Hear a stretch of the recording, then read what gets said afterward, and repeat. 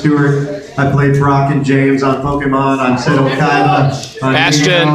I'm Meta Knight. I'm Bastion. High Tech. I'm Bastion on GX. I'm Gowry on Slayers. I've played a lot of roles over a 30-year career of voice acting. But what some of you don't know, or maybe some of you do know, is that I'm also a voice director on a lot of the shows that I worked on. I directed Yu-Gi-Oh! I directed some Pokemon. I directed G.I. Joe. I directed Viva Pinata. I directed a lot of the shows as well. So what I like to do with these conventions, besides just doing a panel on voice acting, is I also like to give you an idea of what goes into the creation of these shows, because you might have some interests that are not about being a voice actor. You might be a writer or an animator or a music person or someone who's interested in sound design, putting sound effects in shows. And this panel is a great way to learn that maybe what your interest is something that is necessary in the business, and maybe we'll give you some direction.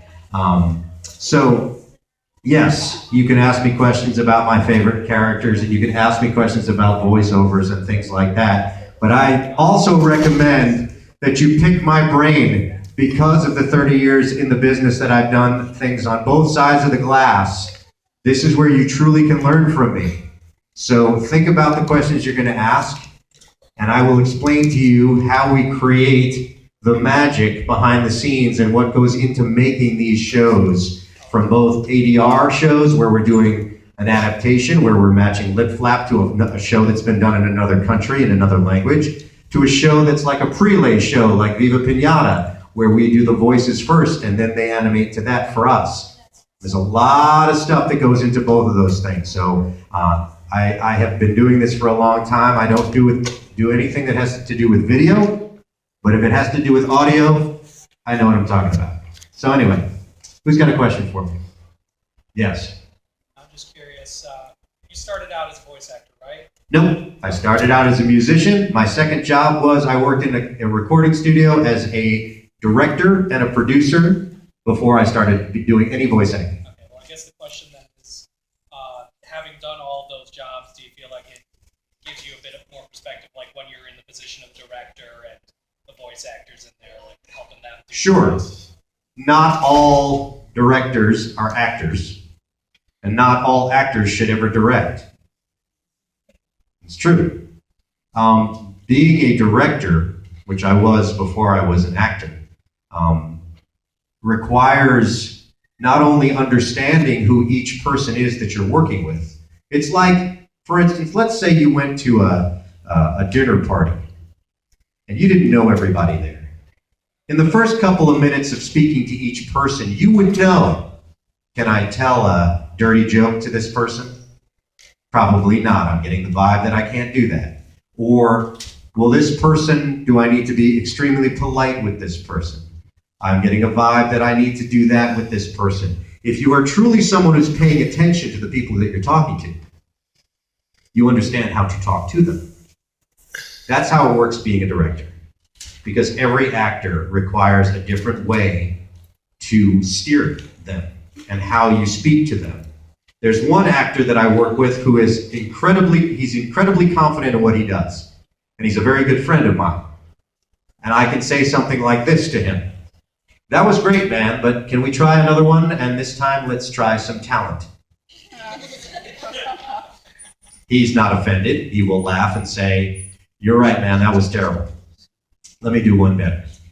There are actors, if I said that to them, they would curl up in a ball and cry in the corner. So you have to know who you're talking to. That's one thing. The other thing is, an actor is very vulnerable. A good actor leaves themselves open to being steered, to being a piece of clay, to being shaped. So there's trust involved. If an actor feels like a director is not on their team, they will feel defensive and they will not open up. You both fail that way. If a director can convince an actor that the goal is to work as a team and trust me on my suggestion, we're going to make you sound and look great, which will make me look great, and we will succeed together, They will do anything you ask, knowing that you are working with them. That also comes from understanding who you're speaking to. So being an actor definitely helped me understand what I want to say as a director. But being a director, I also have been paying attention to the personalities of actors so that I know how to direct. And there are actors that I've worked with for years who will tell you two things. Eric is one of the toughest directors I've ever worked with, but he's also one of the best. Because I'm a taskmaster, but I'll push you to a place where I know you can go. Sometimes you might not even think you can do it, but I know your ability. I know that there's places you might not have taken that step. I had people come in for things where I say, I know you did some accents for me in the past, but I have this thing where I want you to play this Russian spy. Well, I've never done this before. I don't know if I can do this. I think you can. Let's work on this together. And then, of course, they book the job. And they say, thank you for thinking that I could do this. I'm like, well, I could tell. I sensed your range, your mastery of dialects. And this was just one that maybe you hadn't started to work on yet, but your ability was there. So that's the trust factor. All right, so that's a good question. All right, who's got another question for me? Yeah.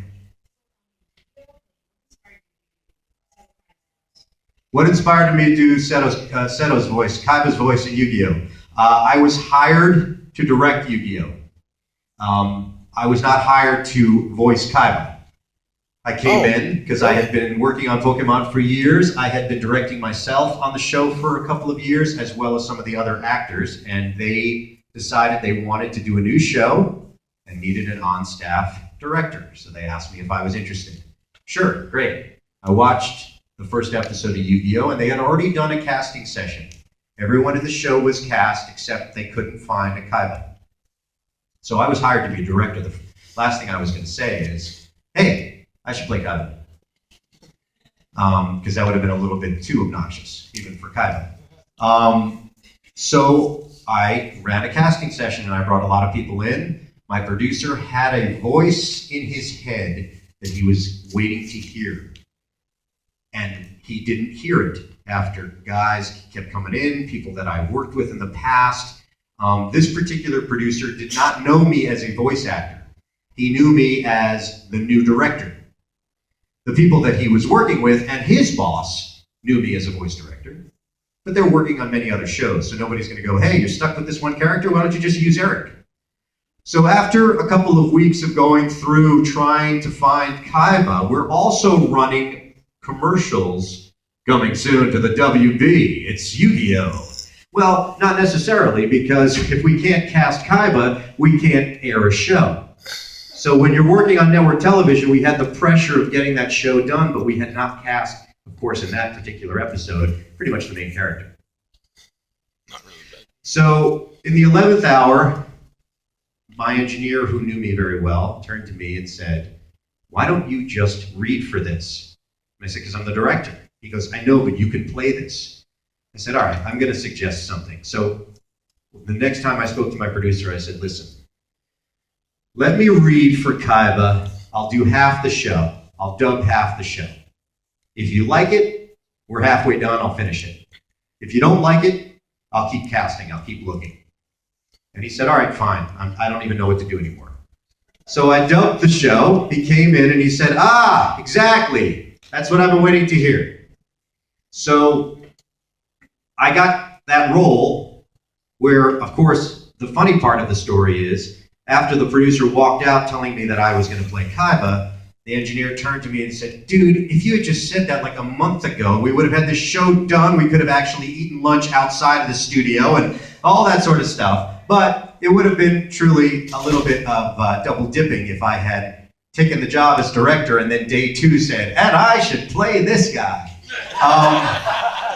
But I will tell you that what was interesting about that character and just that choice is the sarcasm, of course, wasn't a stretch. That wasn't something I really had to dig deep to find. But if you're familiar with the show at all, in the Egyptian story arc, we learned that Kaiba is Yugi's sparring partner, his lieutenant, right? But how do you treat that in a modern day situation where they're just in high school together? It's not like when you went to high school, you had a buddy that was your sparring partner, right? Unless you were like taking like boxing or wrestling. So I looked at it as Apollo Creed and Rocky. You cannot be the champ of anything if there's not someone there that pushes you to be the champ, right? So my goal was to be his rival, to make him try to stay at the top of his game. So in ancient Egypt storyline, it would be very easy to just be like, we need to spar again, we need to fight again, I need to make sure you're the best. In modern day high school version, I needed to be a sarcastic rival without being an evil bad guy. So that was a fine line, because there are those of you that love Kaiba, there are those of you who want to be Kaiba, there are those of you who can't stand Kaiba, and there's Kaiba right there, so let's be careful what we say. But if you truly understand the dynamic there, Kaiba is basically Batman. What? Right? There you go. All right, who's got another question for me about production and direct? Yes? What would you say is the most difficult aspect of like trying to find a particular voice for a certain character? Being a voice actor, the main thing you need to understand is being credible. Doing a funny voice or doing a scary voice, all of that stuff, you can't hide behind that if you're not acting, okay? I've been more successful in my voiceover career, and I'm not talking about my fame because you guys know me for my cartoons, but I've made more money talking like this in commercials, in industrials, in audiobooks, than I have doing funny voices. Why? Because in this business, whatever words are put on a page for me to read, I can interpret them as things I know about, even when I don't. So the key is to sound credible. So the hardest thing for me to come up with is not what voice to use. The hardest thing for me to come up with is how can I read gameplay? I don't play Yu-Gi-Oh, but I could beat you. I don't play Pokemon, but I could beat you. Why? Because in the script, I sound like I know what I'm talking about. Right? So what I've done is I played a lot of sports as a kid. I know I don't look like the amazing athlete that I was, but I was a tennis pro. I was captain of the soccer team. I was a freshman captain of my soccer team. I was that good. Okay, so I know about competition. I know about playing against somebody. So I used the competition that I knew from playing sports and took it to a game like Yu-Gi-Oh. So that's the credibility factor. So it's not so much of how many different voices I can do.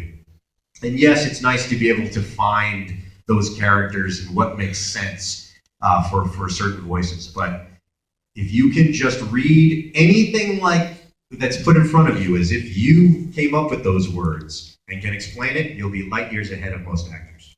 So that's a good question. All right, who's got another? Yeah. Are you looking forward to making the new Yu-Gi-Oh movie? I don't know if I'm in the new Yu-Gi-Oh movie. I can't discuss that. I don't know if I'm in it, but I will say this.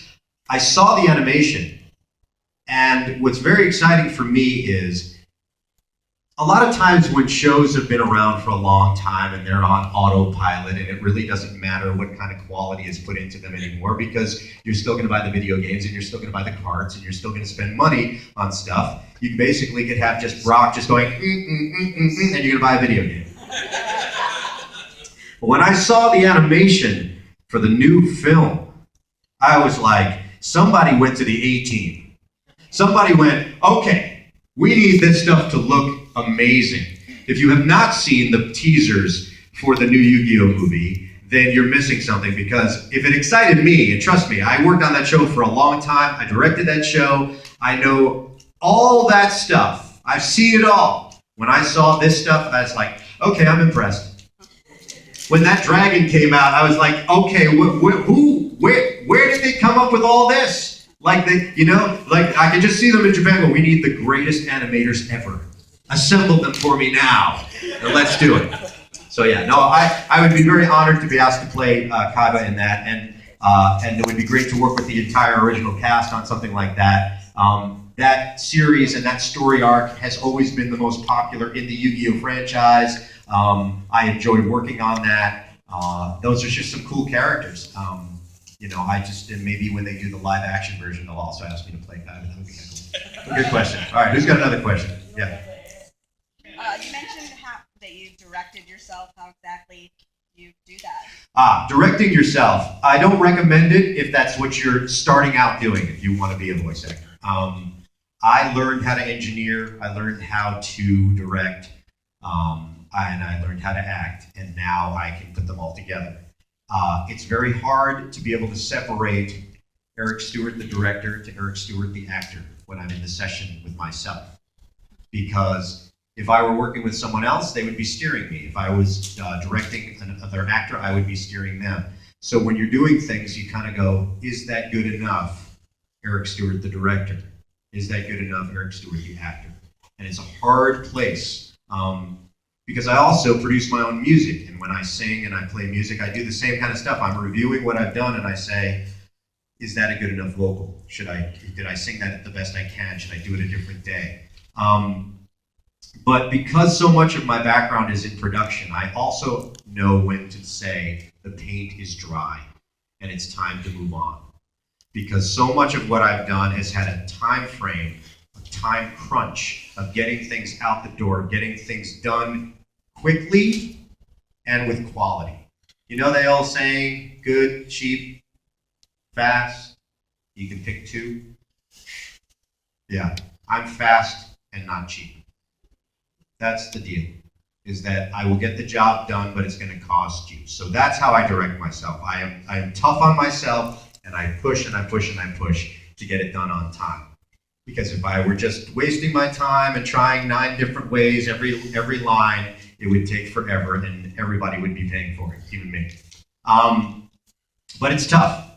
If you're starting out, it's great to work with somebody else who has a set of ears to listen to you. And of course, just finding a friend to do that is not going to help you. If you're interested in obviously studying voice acting, you should work with a coach. If you're interested in being an actor, you should take theater. Voice acting is a piece of acting. I don't do on camera, I don't do theater, I only do voice work. But that includes commercials, cartoons, audiobooks, industrials, radio, whatever it is that requires the voice, that's what I do. But I've also learned from some of the best people around. So it's all about the education of it. Yeah. What inspired you to become the director of the show and voice actor of the show? And what would you like tell if somebody wants to actually be a voice actor? Okay, so the question is, what inspired me to be the voice actor of a show or director of a show? I was playing music before I did any of this stuff, and I was offered a job at a recording studio in New York where I was like, oh, this is great. This is exactly what I want to be doing. I want to be working in a recording studio and make music. This is it. Well, what I didn't realize was this particular studio specialized in radio and TV voiceovers. They did a little bit of jingle work, but nothing really music-based at all.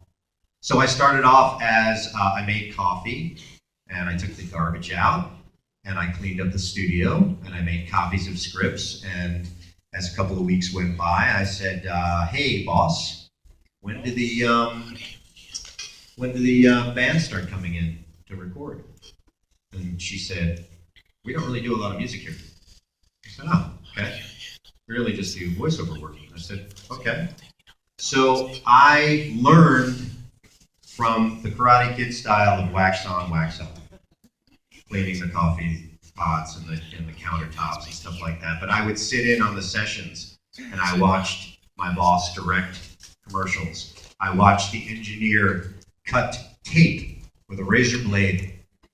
I learned how to rock reels and make edits on 1/4-inch tape with tape hanging around my neck with words that I needed to put in different places. So we all use Pro Tools and computers now, which takes no time to do this stuff, but I learned on actual tape. So my editing is much better than any one of you people that just started with Pro Tools, because I understand how things work and why you can't cut in on certain syllables and why you can cut in on others. because you couldn't do it on tape. You can't cut in on a W because it will always sound like you made a cut in that waveform. But you can cut in on a T, a hard T or a K, right? Great. It's like cutting in on a snare drum, right? You can hide that edit. Anyway, so I started from the production side. The only reason I became a voice actor is because I was in that studio and there was a commercial that came up that required a young guy to say, "Enterprise Rent-A-Car, Jimmy speaking, how can I help you?" And my boss said, "Eric, come in and read for this thing. We need this one line in this commercial." And I booked the whole campaign and I did about 5 or 6 spots. And that was my first job as a voice actor. And then I was offered, as time went on, and I moved up in the line at the job. I went from that to casting director to producer to finally running the studio for 10 years after my boss retired. And in those 10 years of being there, I learned so much about audio production that, and was doing some voice acting as well. I was working on Slayers at that time.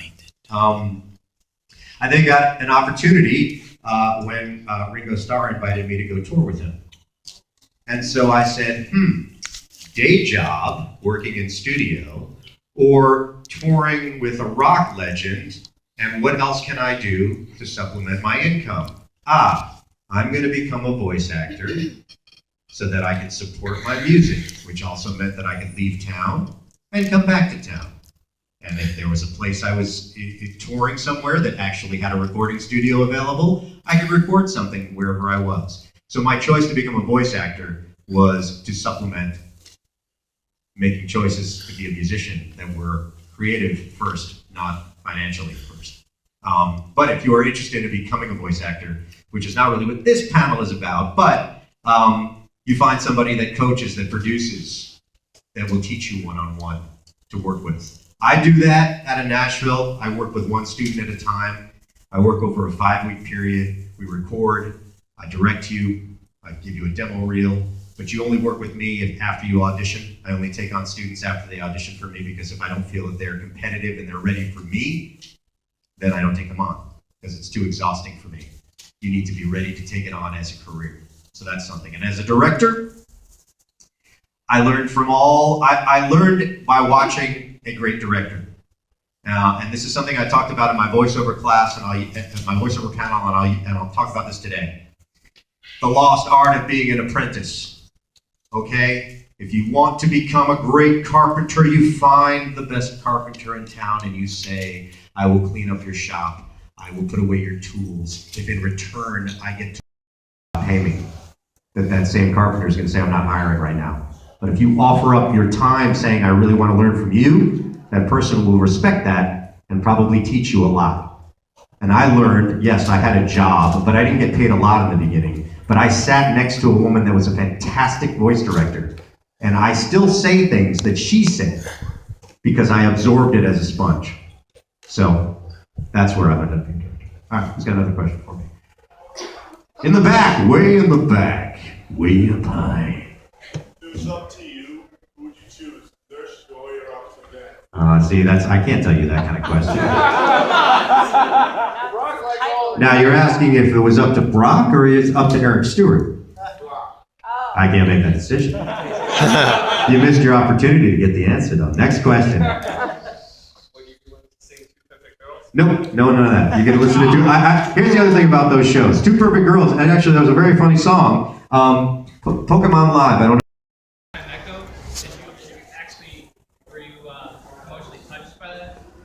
Every actor has a different way to get the emotions that they need for roles, right? I'm a big animal guy. Like I work with rescue, like a rescue shelter. I have rescue animals. To me, Pokemon are kind of like pets, right? So anytime things like, I'm having a hard time watching the teaser to Jungle Book. I don't know, to be honest with you, I could watch the most violent, hardcore, like war movie and be stone cold. But if you hurt an animal in a movie, I'm a mess. So that kind of stuff, when you're playing a role like that, it's very easy for me to relate to that kind of loss, right? But as actors, there are different schools of thought of how to approach any of these things. Some people are method actors where you need to call them by their name of their character on the set.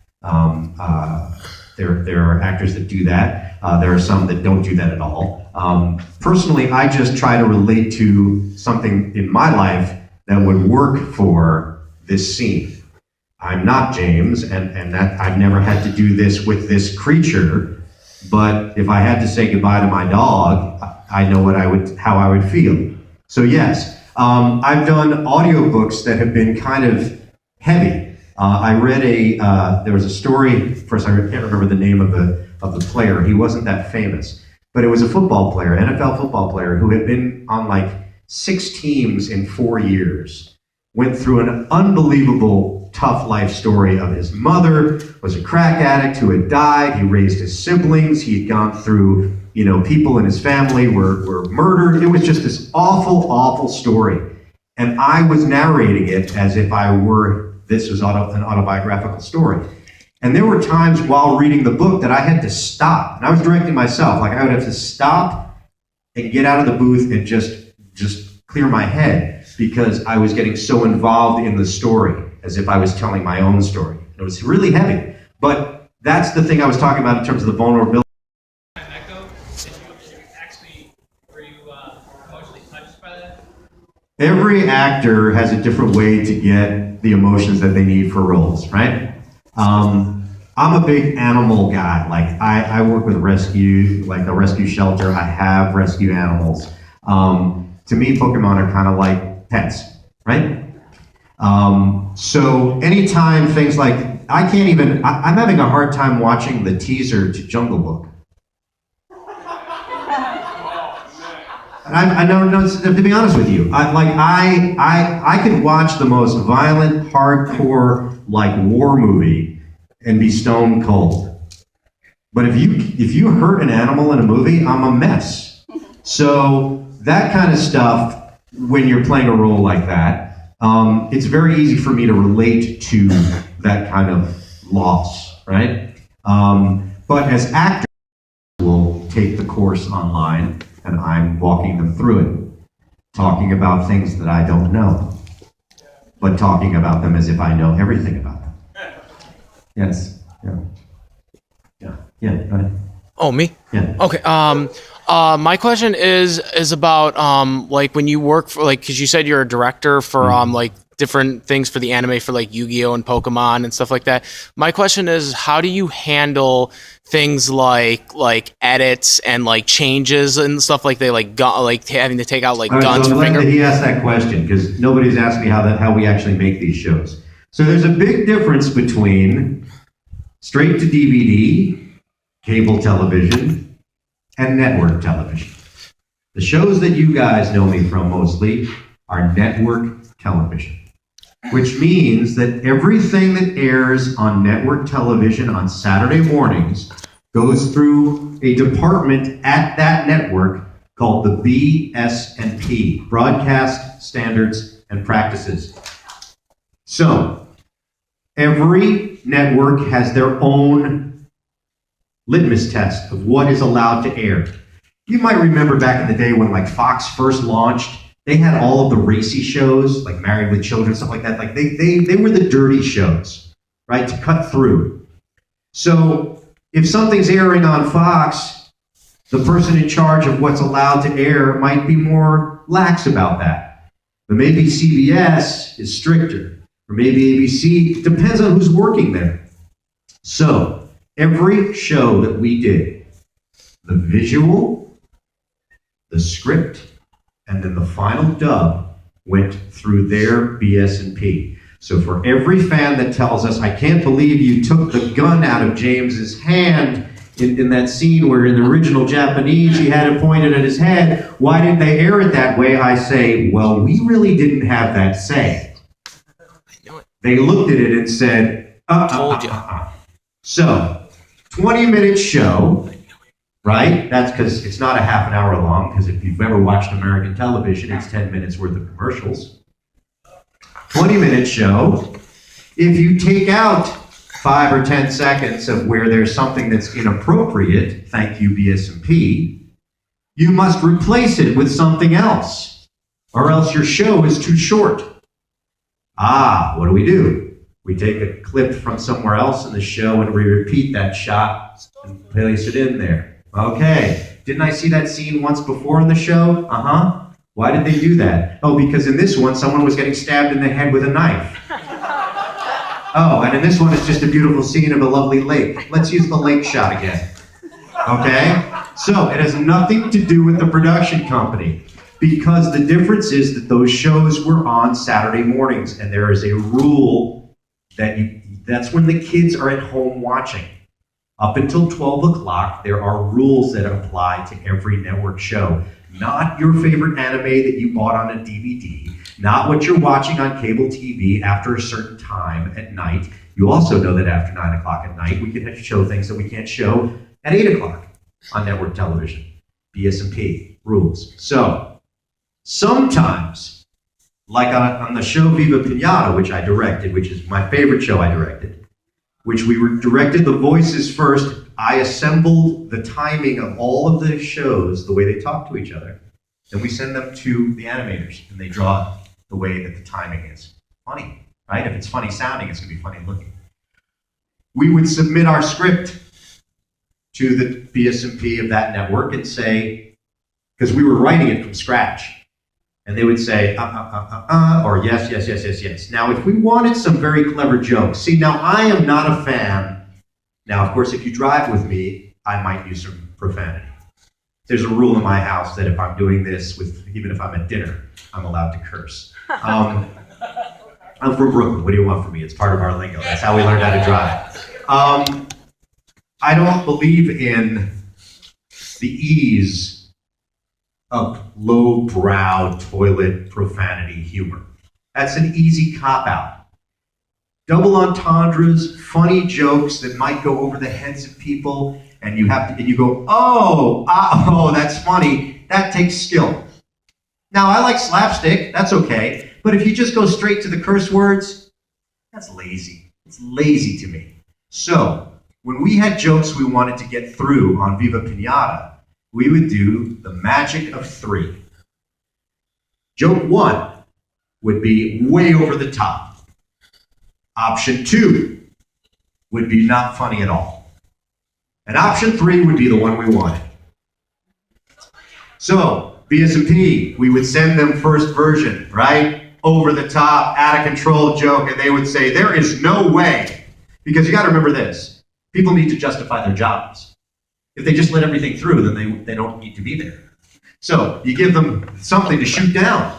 We give them version 1, and they go, this is, you cannot have this for a children's television show. But it's funny. I don't care, you cannot have it. But you're going to kill the whole joke of the show if we don't use this. No. Well, then let's go with B. The second one is good. But that's not funny. What do you mean it's not funny? It's very funny. No, it's not. Fine. Do we go with C, the third one? Yes. Let's go with that. Surprise! Jedi mind trick. That's not the joke you're looking for. Trust me, I did that so many times it was ridiculous. We had a line in one of the shows that was King Rorio, which was a giant lion voiced by the talented Dan Green, who plays Yu-Gi-Oh! Was doing the voice of Sean Connery. We're still talking like this, and he said he was a king and he was running from his life from a dragon, and he said to his assistant, "Save the royal jewels and the rest of me." And of course, he was a king. So when you read that in the script, you think, as the BSMP, well, that makes sense. He's a king. He's got jewels. Makes sense. Of course, that was choice 3 of our jokes. And it aired that way. So anyway, so all of the edits and all of those things did not come from us. When we took on a show like One Piece, which we did a terrible version of, I will say, the reason is that it was, I remember when it came in, I said, this is not a children's show. We can't do this for Saturday morning. We're going to have to cut out too much of the stuff. There's too much violence. And there's some other things in there that are not going to really go very well over in America, such as, I remember the episode, which you never saw on American television. There's a scene which all of these people are being crucified on hundreds of crosses in a field. And I said, yeah, do you remember this is America? Like maybe in Japan, like no big deal, but this is America. We had to turn them into cat's eyes, like triangles. So someone had to draw all of those in. That's the other thing too. Like one of the things that I wanted to mention about the production side of this stuff is, so when we buy these shows, you buy the licensing to redub these shows. Let's talk about a show like a Yu-Gi-Oh! And you buy 52 episodes or 26 episodes for that first season. You're giving these shows sometimes in piecemeal. They don't all come in at once. So you don't necessarily know the entire story arc. So you're kind of winging it a little bit. You're also giving stuff that has images and things that are not necessarily appropriate for America, which might not be appropriate for France, which might not be appropriate for Germany. They all have their different rules and things that might offend or things that are funny. So we get these shows, and they're all in Japanese. So the first stage is somebody time codes the entire show with a script and writes where every line starts and where every line ends. Time code in, time code out. Have you ever seen like the news where you see all the little digits at the bottom of the news feed, sometimes hours, minutes, seconds, frames? So every line has time code in, time code out, where they're talking, where they stop. If it's an on line, that's where you see the lip flap. If it's an off line, that's where you see a panoramic shot of some ocean and someone's talking. So someone's job is to sit there with the Japanese and time code the whole script. Step one. Step two, someone takes that script and does a transliteration of the Japanese. Does anybody know what a transliteration is?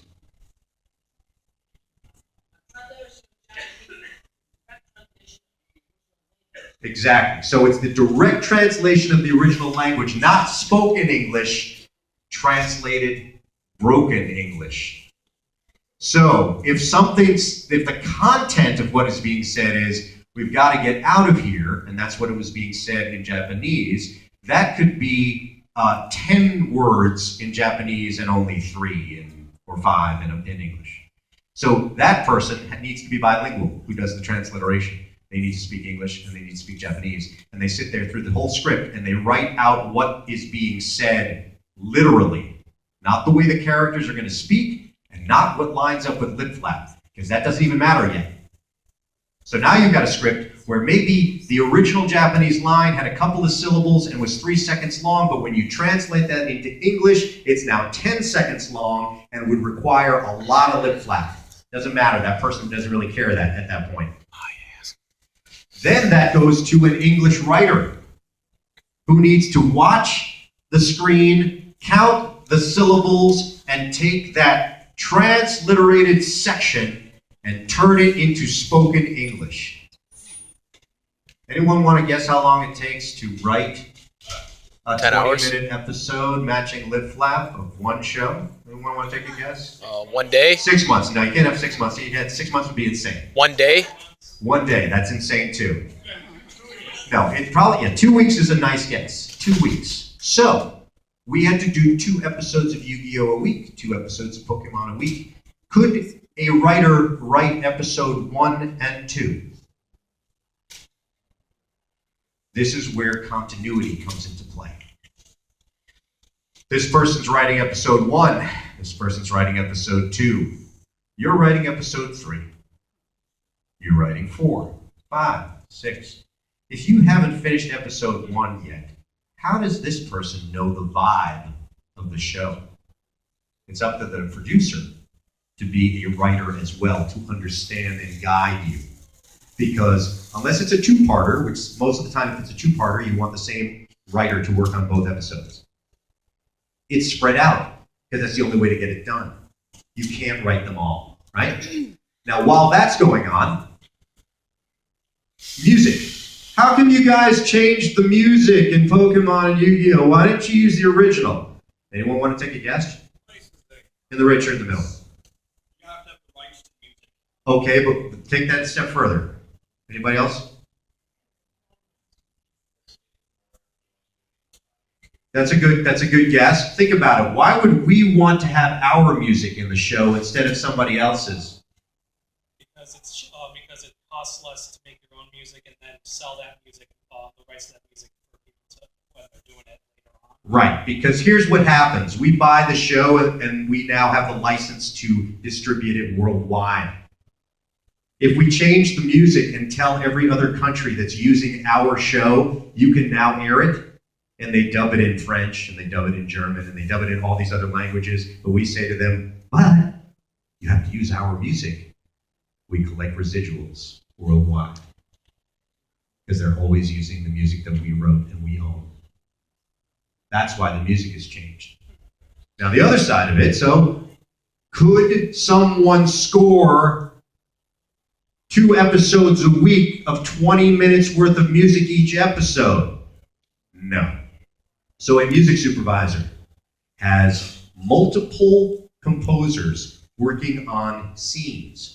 Sometimes they don't even have to look at the whole show.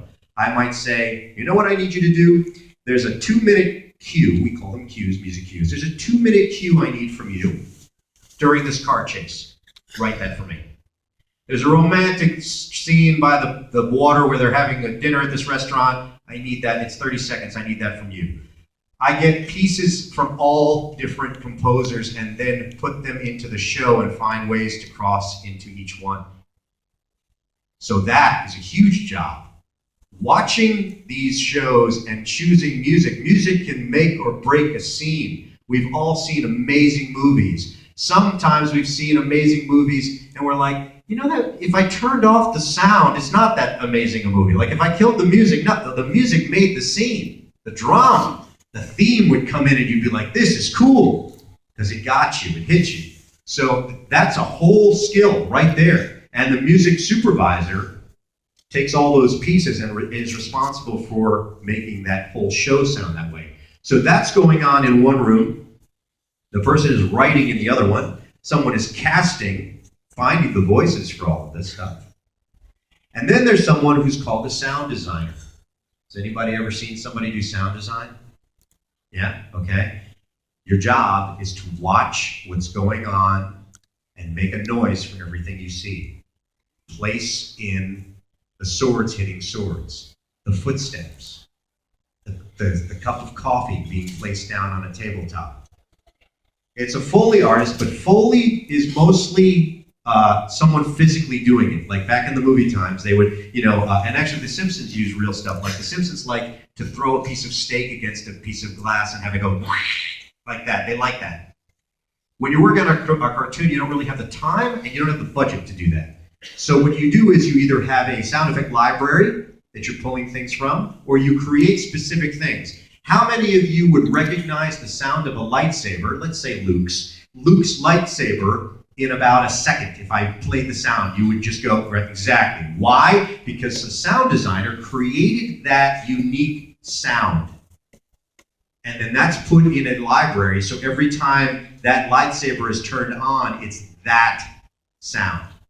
So as a sound designer, it's a very creative job. You might not have the dialogue. You might have the script so that you know, what I'm not seeing right now is there's a sound off camera where someone slammed a door. So I have to look at the time code of where they want that. I need to place that here. So that's what makes that character turn his head. So you watch that 20-minute show and you place in every little sound effect necessary. The Japanese are a little light on some of their sound effects. We in America, we like things to go machine gun fire, loud, right? So we put a lot more stuff into it, right? So there's music, sound design, casting, writing the scripts, and then once the show, then this show has to be dubbed. Okay, Yu-Gi-Oh! Has maybe 6 main characters every episode. 20-minute show, 6 main characters. How many hours do you think it takes to dub one episode of Yu-Gi-Oh? 6 hours, I wish. Remember, there's six actors recorded one at a time for a 20-minute show. So even if each one of them only recorded for 20 minutes, that's not what's going to happen. It takes roughly about 18 hours to record one episode of just dialogue. Now you do the math. 2 episodes of Yu-Gi-Oh! A week, voiceover-wise, just alone. How many hours is that? Round it up. 24. Pretty close to 40 hours. 40 hours. How many hours in a week? A lot. In your work week? Yeah, so 10 to 10 was some of my nights and days working like that to get the shows out the door. So while someone is directing and recording all the voice actors, someone is doing the music in the other room, someone is doing the sound design in the other room, someone's writing the next episode. When the show is done and all of the pieces are put into place, it then has to be mixed. Someone has to mix it. Usually it takes about 2 days to mix an episode. Somebody's mixing the episode. So many tracks in there, sound effects, music, all of this stuff, the voices. And then there might even be fixes. Oh, he said the wrong name of the monster. That's not what it is. We've got to put something else in there. And then I left out one of the most complicated things ever. The cards. What's the language on the cards? What are the languages on the cards when you see them? English. So, the people that are the graphic masters who change the text on the cards, they worked in this room that was very funny. They worked in this one room that was really quiet in there. It was like a library. Giant Mac screens. Like a white room. Right? Clean, everything, right? Make everybody feel like a doctor's outfit. But that's also where they kept the extra hard drives and stuff. And if I needed extra stuff, I'd have to go in that room, which I really never liked to go in that room because I didn't want to disturb these masters of graphic artists. This would be my version of going in that room.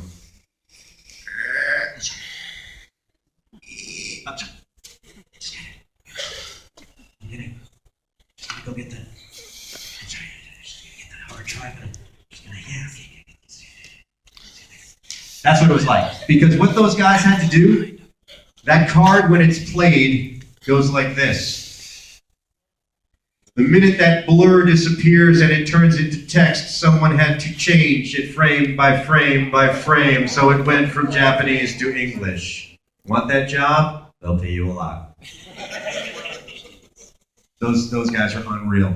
Unreal, changing that stuff. So, all of that's going on just to get the show out the door. And then once the show is mixed, and the video editing, that's going on too. Huge, huge team to get this stuff done for network television. So, if you are a writer, if you are an artist, if you are interested in audio editing, if you are bilingual, there are so many pieces of this industry that require something that you might be interested in. That it's not just, I don't want to be a voice actor, or I don't know how to direct. That's the only 2 things there are? No, not at all. Yes, I'm invited to do conventions because I'm the voice actor, so maybe there's the celebrity that goes with that, but I am just one small piece in the puzzle that made these unbelievable shows. You know, our production team was 50 people. You know, it may be more. I think at one point we had 100 and something people working on that side. And then we had the licensing department that was selling things to Burger King. You want toys of Pokemon? Okay, great. You want Yu-Gi-Oh stuff to be at Pizza Hut? Okay, we got that too. You want a lunchbox? Oh, you want to make cars with our characters on it? You want action figures?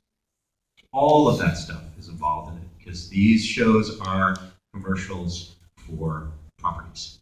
So, who's got another question? Let me go ahead and ask me something. Yeah, in the middle. As far as when you get a show, how much, if any, communication is there with the Japanese team? You just buy something and do it on your own, or do you really communicate with them? That's a good question. It really varies. There are some that are just like, thank you for taking our show that has a limited audience and turning it into a worldwide thing. And then there are some that say, we need creative control. Now, some of the times, I've worked with Japanese clients that do not speak English and want to be part of the casting process. I've worked on video games where there's been a representative who does not speak English, who has sat there, and if you've ever heard, well, I'm a gamer, so if you've ever played a game where someone's getting hit, right? It's like, on our scripts, it says, hit, but not too hard, just enough to be knocked down, but will get up again. And then the word is, so you go, and I would get, okay, I got it.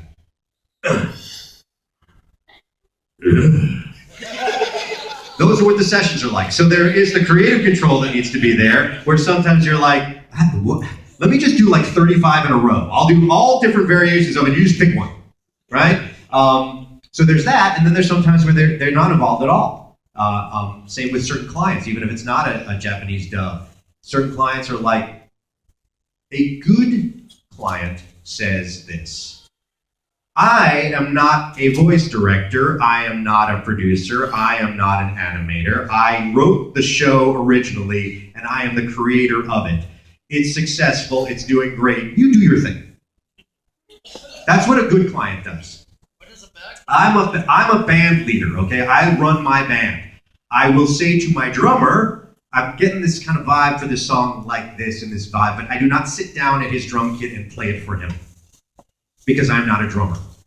So what you do is, a good leader takes their team and puts people in place that are expert in their field, so that they do not, so they can trust them. But in this particular case, it's a matter of, will the client trust you to do what you do really well, or do they need to stand over your shoulder and tell you what to do? And it really varies on the clients. And that's another reason why, being a director, you also have to be a great negotiator. Because there's certain battles that you fight, and there's certain battles that you don't. And I've been in meetings where certain people have had fights that they should never have brought up, and then things don't get done. And I've been in those meetings where they realize, this is not worth fighting about, let's just do our thing. All right, we got about another 3 minutes here. Let's get some quick speed round questions. Who has not asked me a question yet today that's brave enough to ask me a question? Yes, my friend, the bow tie. You mentioned before, or in regards to audiobooks, I was just curious, what exactly would you say is like the difference between the process of doing like regular voice acting compared to doing an audiobook? Audiobook, the biggest factor is pace. Remember, when you read a book, I do this, you read and then you step back. And you read and then you look back. I read and want to check what I just read and continue. That's what our eyes do. There, even if it's a picture book, you see the visuals. When you are listening to someone else reading you a book, the pace must be slow enough that as a listener, I can digest the images you are painting for me in my mind.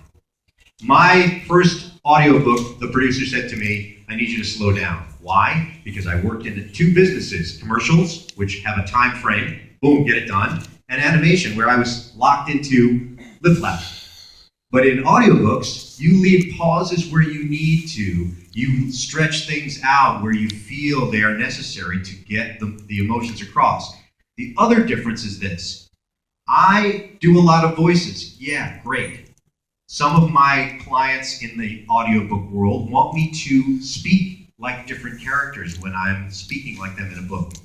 When I read a book in my mind, I'm not doing that. So as a voice actor, I prefer to just support the differences in the characters like this. John said, so honey, are we going to go see a movie tonight? And his wife Jane said, I don't think so. I think we should stay home. So all I did was lighten my register. As a listener, that I would listen to as an audiobook. If I started doing crazy voices every time someone spoke as I was narrating, unless I was reading to like a first grade class, which they would laugh at or they would think that was fun, as an adult, that's annoying. But if the client wants it, I can do it.